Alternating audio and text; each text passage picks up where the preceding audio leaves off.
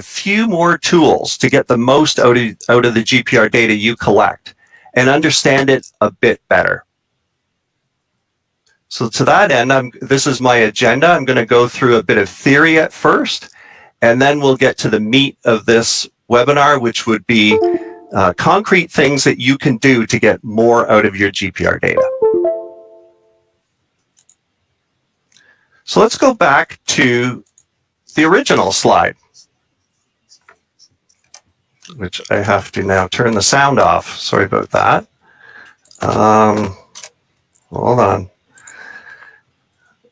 Always sorry about the mistakes.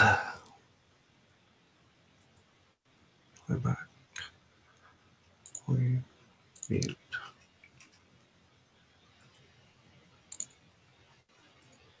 Okay, here we go.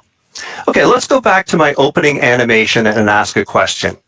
Why does the GPR pulse reflect from the concrete sewer pipe? GPR waves reflect when there's a contrast of materials, specifically a contrast in a material property called the dielectric permittivity. If you are interested, you can look up the details of this property. But in my mind, the details of the property or even the name is not that important to know. It's only important to understand that a change in this property is what causes GPR energy to reflect. We understand this concept intuitively because every day we look at objects and know that the reason we see them is because they contrast with the air around us. The light reflects off them into our eyes. GPR waves do the same thing in the subsurface.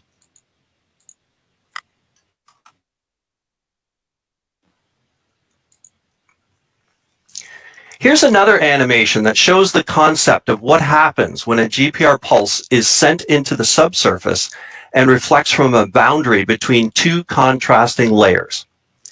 It is interesting to watch this animation for several reasons. One reason is the complex shape of the reflection, even from a relatively simple boundary. Imagine how complex it can get if the surface was rougher and the layers were full of objects that caused other reflections. The other reason this animation is interesting to watch is to see that not all the GPR energy that hits the boundary reflects back to the surface. Some of it transmits through the boundary and keeps traveling downward. If you watch it a few times, you will even see that the energy that travels through the boundary acts like the boundary is not even there. If you watch it a few more times, you can estimate how much of the GPR energy reflects versus transmits through. If the GPR energy just before the interface is 100%, you can see that about 30% of the energy reflects and 70% transmits through. Again, we are familiar with this phenomenon.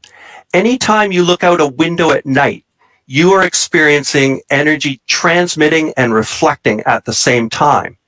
In this example, we can see the lights of the city outside, but we can also see the reflection of the woman in the glass. Light rays are reflecting and transmitting at the same time. GPR signals do exactly the same thing. Another question that's very important for the use of GPR is, what controls how much energy reflects? The reason this is important for GPR is because we know, or at least we should know, that the more energy that reflects back to the surface and is detected by the GPR receiver on the surface, the better chance we have of seeing that buried object. So again, what controls how much energy will reflect?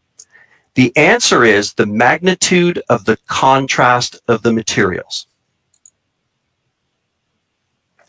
Let's look at the dielectric permittivity values of common materials we will encounter while utility locating. Dielectric permittivity uses the capital letter K for short. So you will sometimes hear me call it K so I don't get so tongue-tied trying to say dielectric permittivity. Just think of it as K for contrast and don't think too much about the spelling. On the left are K values of typical materials that utilities are buried in. On the right are K values of typical materials that utilities are made of or contain. Notice that concrete is on both lists because sometimes it is a host material and sometimes it is what the target's made of. You can see here that